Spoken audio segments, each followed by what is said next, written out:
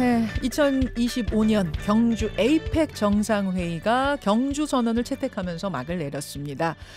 한미 정상회담부터 한일 정상, 한중 정상, 미중 정상회담 그리고 또 경제인들의 이 회동도 굉장히 관심을 끌었죠. 오늘 슈퍼위크의 성과 그리고 과제들 정리해보는 시간 이화여대 박원곤 교수와 함께합니다. 박 교수님 어서 오세요. 네, 안녕하세요. 와 진짜 굉장한 이벤트였어요. 그렇습니다. 예, 이 슈퍼위크가 마무리가 됐는데 총평부터 듣고 싶습니다. 개념적으로 얘기하면 이게 복합 외교의 실험실이자 한국 외교의 실전 무대였다. 얘기가 좀 복잡한데 정말 복잡한 회담을 한 거죠. 예. 일단 양자 회담이 수도 없이 이뤄졌고 거기에 국빈 방문이 2건이었고 네. 더군다나 한미는 관세 담판이 있어야 되고 거기에 더불어 에이펙이란 다자회담. 예. 이것은 한국 정부 외교력의 거의 최대치를 동원을 해야 되는 맞아요. 일종의 시험대 같은 거였고 예. 전반적으로 잘했다고 평가합니다. 예.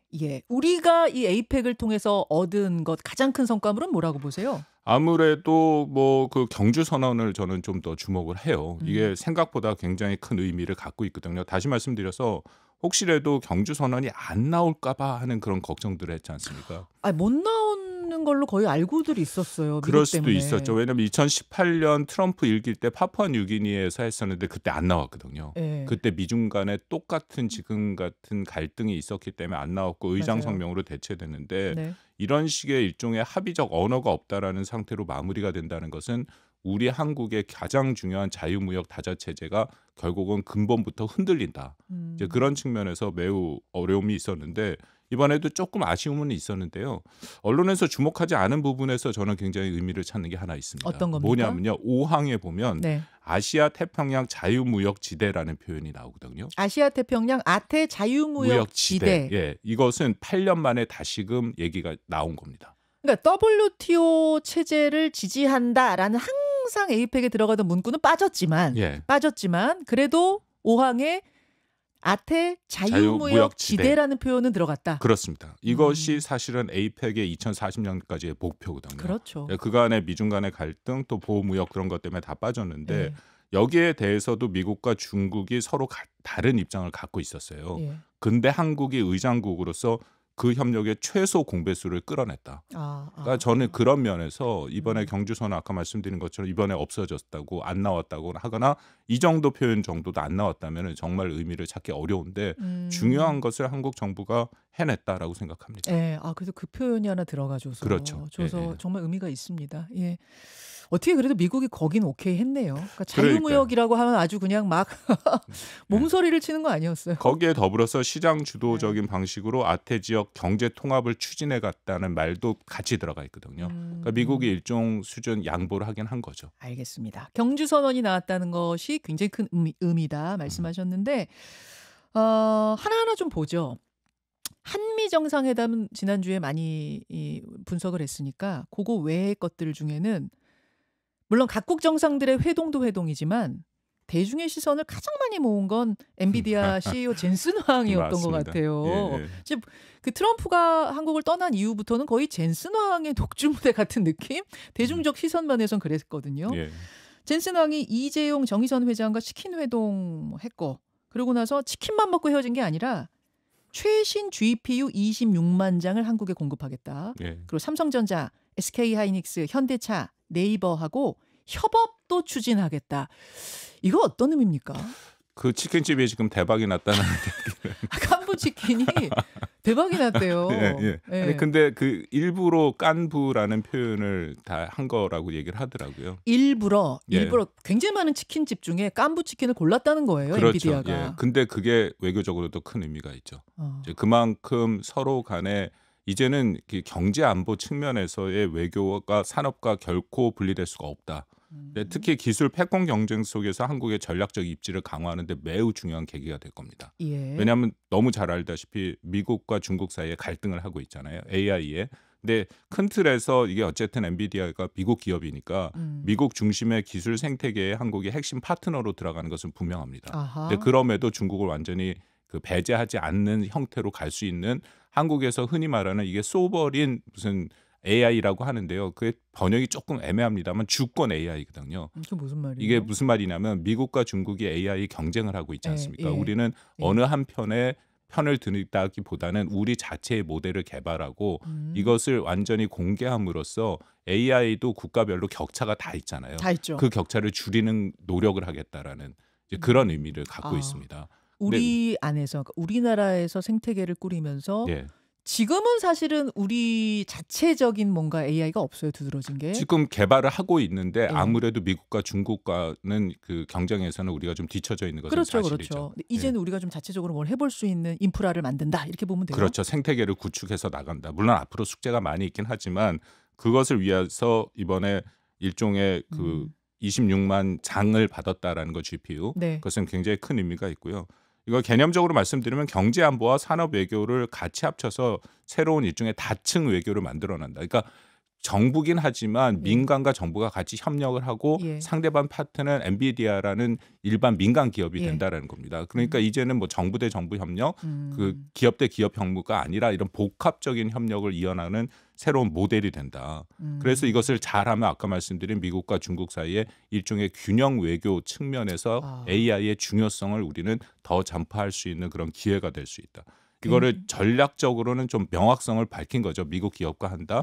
그렇지만 외교적으로는 여전히 중국에 대해서도 열려있는 유연성을 좀 갖추려고 하는 그런 기회의 장을 열 수 있다는 측면에서 저는 외교적 의미를 찾습니다. 미국 소속 기업이긴 하지만 어쨌든 민간 기업이니까. 그렇죠. 우리 민간 기업과 민간 대 민간으로 하는 거다. 예. 그런데 한국 정부가 도와준다, 지원한다 이 정도 느낌? 그런 정도로 볼 수 있죠. 근데 엔비디아도 사실은 미국 정부의 통제를 받고 있기 때문에 아까 말씀드린 것은 다층 복합 외교 측면으로 보는 게 맞겠죠.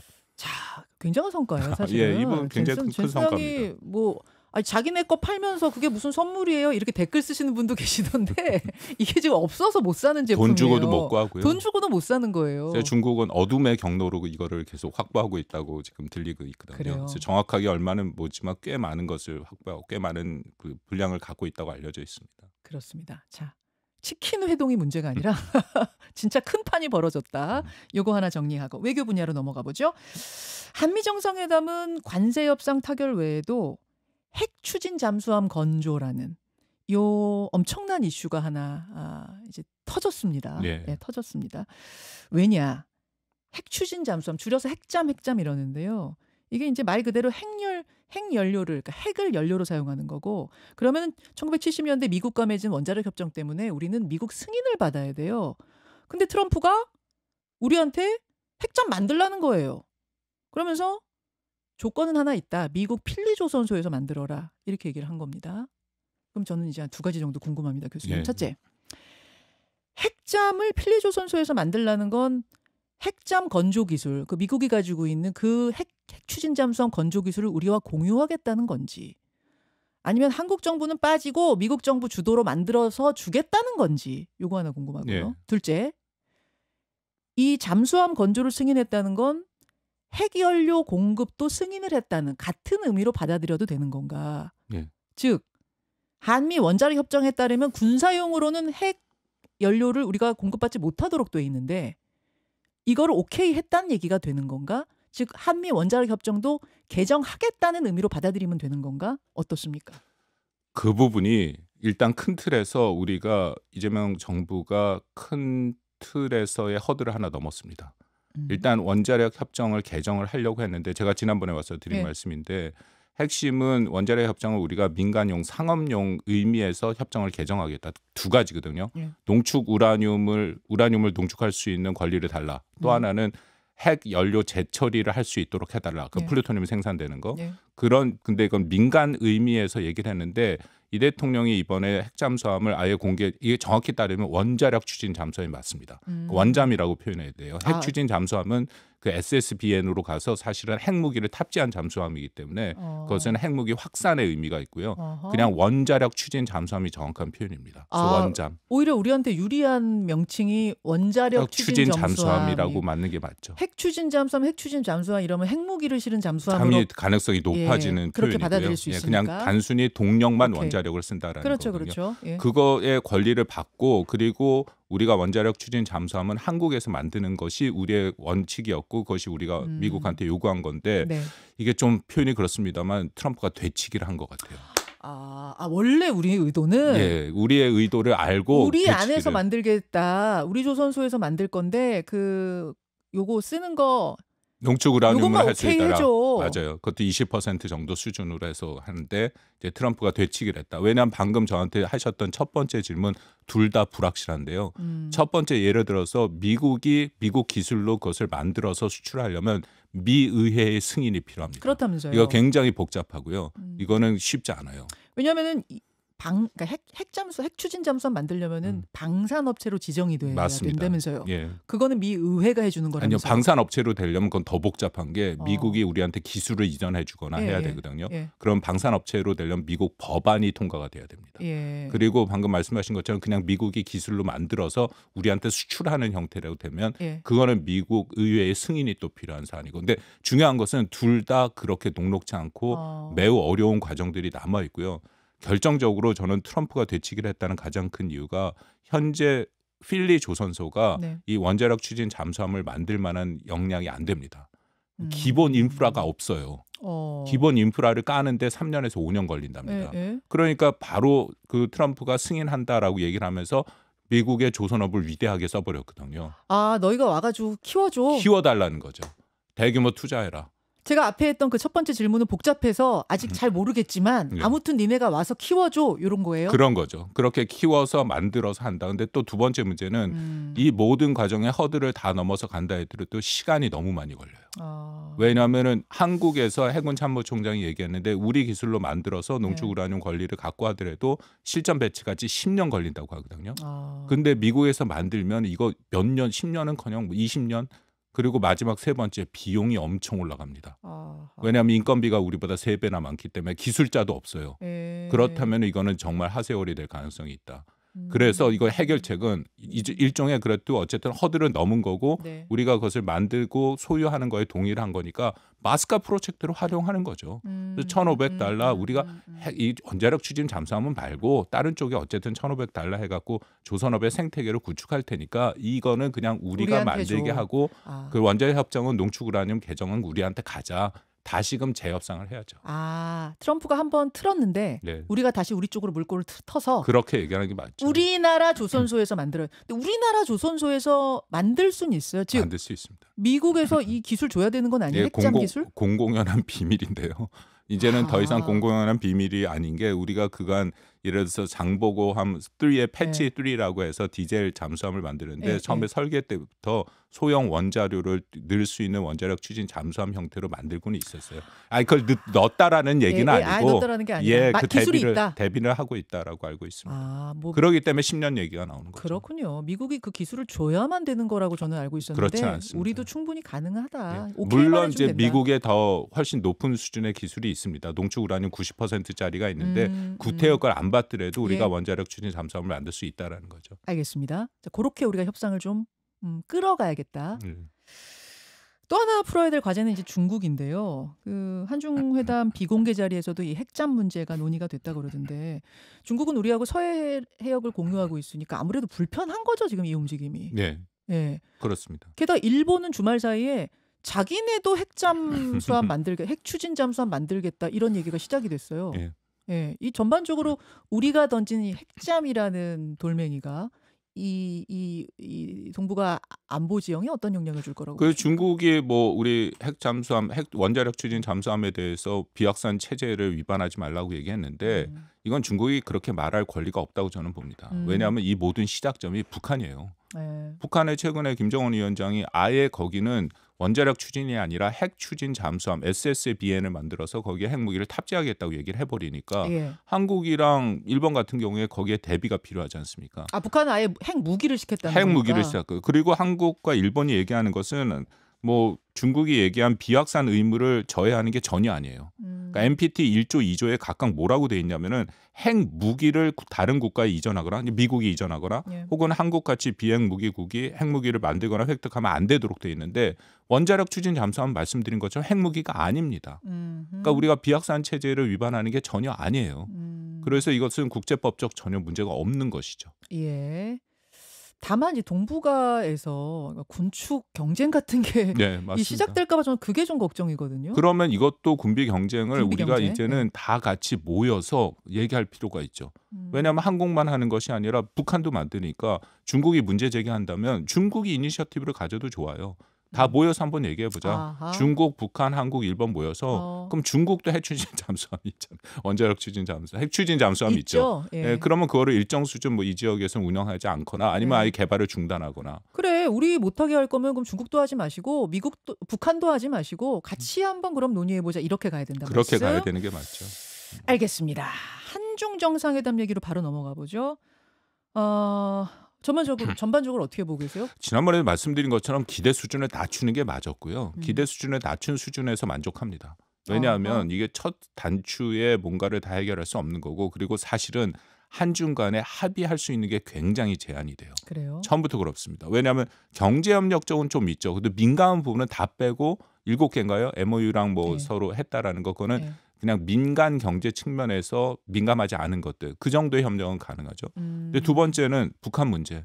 결국은 비핵화 문제 얘기 안 나오고 아주 원칙 차원에서만 얘기가 나온 거고 그랬더라고요. 세 번째는 미중 간의 전략적 경쟁에서 발생하는 민감한 여러 가지 문제들 예를 들어서 대만 문제라든지 네. 그런 문제들은 전혀 논의가 되지 않았죠.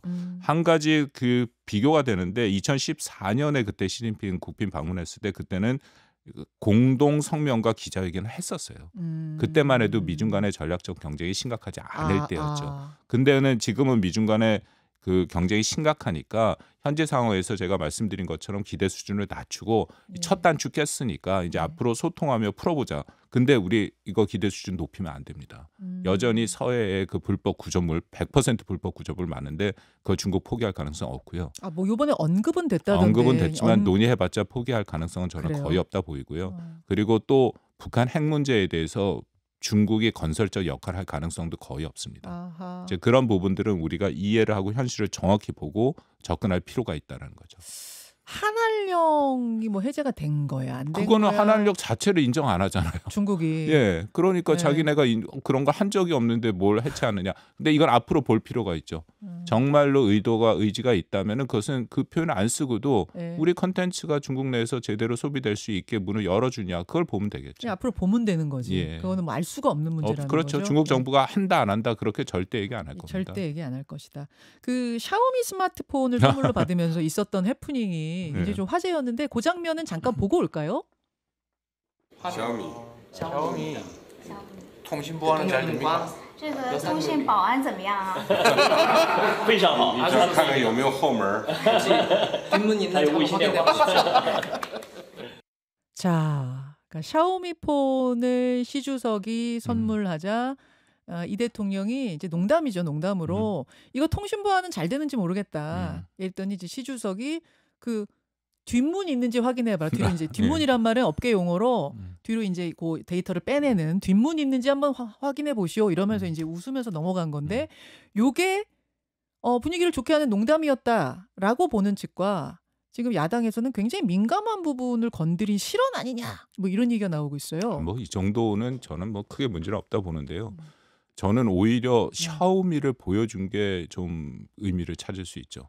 왜냐하면은 중국의 혁신 기업 중에 하나가 샤오미입니다. 좀 개인적인 경험이긴 한데 저도 중국 쪽으로 가서 샤오미의 면도기를 한번 사서 봤는데 이 유럽산 가장 좋은 면도기의 가격은 20분의 1인데 너무 잘 만들었어요. 유럽의 20분의 1인데. 예, 가격은. 그렇기 때문에 샤오미가 혁신의 상징처럼 보이는 거고 저 휴대폰 굉장히 좋습니다. 왜 시진핑이 샤오미라는 특정 브랜드를 갖고 더군다나 한국의 삼성 우리가 휴대폰 제1국가인데 그걸 보여줬을까요? 그만큼 자신들의 기술력이 있다라는 거. 제조업에서 이제 한국이 중국과 협력을 해야지 중국이 더 이상 한국을 따라가는 국가가 아니다. 그런 의미가 있어요. 저 되게 굉장한 의미를 넣은 의미가 거군요. 있죠. 왜냐하면 선물 하나하나 우리 지난번에 금관 얘기도 한 거 그거 쉽게 주는 거 아니지 않습니까? 금관 노벨상 대신 준 거다. 예, 그러니까 샤오미라는 거를 그렇게 세웠다는 것은 그만큼의 의미, 메시지 전달이 있는 거죠. 저는 약간 섬뜩했습니다. 저도 사실은 그랬어요. 갤럭시 판매하는 국가에 와가지고 자기네 샤오미를 대통령한테 선물했다. 그럼 어떻게 보면 우리 대통령이 잘 받아친 거네요. 이거 그렇죠. 통신 보안은 잘 되는지 모르겠다. 물론 좀 농담이지만. 약간 유머러스럽게 넘어가긴 했는데 이거의 의미는 적지 않게 있다라는 걸 봐야겠죠. 알겠습니다. 한 1분 정도 남았는데요. 지금 한미 관세 협상이 타결이 됐는데 문서가 안 나오고 있어요. 예. 며칠 지나면 이제 나올 줄 알았는데 아직 안 나오고 있는 거 이건 어떻게 보십니까? 글쎄 이거는 약간의 걱정을 또 하게 되는 게 제 얘기가 아니라 뭐 그 양쪽 실장 사이에 우리 대통령 실장과 안보실장 사이에 조금 의견이 다른 게 언론에서도 지금 공개가 되고 있지 않습니까? 그러니까 농산물 분야를 우리는 100% 막았다 그랬는데 미국은 그거 열었다 그러고 반도체 관세 우리는 저 대만 수준으로 지켰다고 하는데 거기서는 얘기 안 된 거다 이러고. 그런 서로 다른 말은 사실은 우리 측에서 한국 측에서 일일이 반박할 필요 없습니다. 아 그래요? 어차피 농산물과 그 쇠고기 시장은 개방 안 된 거 봤거든요. 근데 그걸 구태여 얘기하면 미국이 거기에 또 반응을 하게 돼 있어요. 그리고 반도체 같은 경우에도 아직 문서화가 안 됐기 때문에 왜냐하면 그런 게 나와서 미국도 나름대로 미국에 있는 유권자들한테 할 얘기가 필요한 거 아닙니까? 네. 그 우리도 우리 유권자. 근데 우리가 그 협상하는 상태에서 그쪽에 압박을 받고 있는데 계속 거기에 대해서 아니다라고 얘기를 하면은 그쪽에서 새롭게 또 협상을 하자고 들어올 수가 있어요. 아하, 예. 그러니까 이거는 우리 거가 어차피 개방 안 하면 되는 거 아닙니까? 예. 로우키로 가는 게 맞죠. 예, 예. 그래서 문서 나오기까지 좀 문서는 끝까지 마무리 봐야 잘해야 된다. 돼요. 예, 그렇습니다. 여기까지 결과들 해석하고 짚어봤습니다. 수고하셨습니다. 예, 감사합니다. 김현정의 뉴스쇼는 시청자 여러분의 참여를 기다립니다. 구독과 좋아요, 댓글 잊지 않으셨죠? 알림 설정을 해두시면 평일 아침 7시 10분 실시간 라이브도 참여하실 수 있습니다.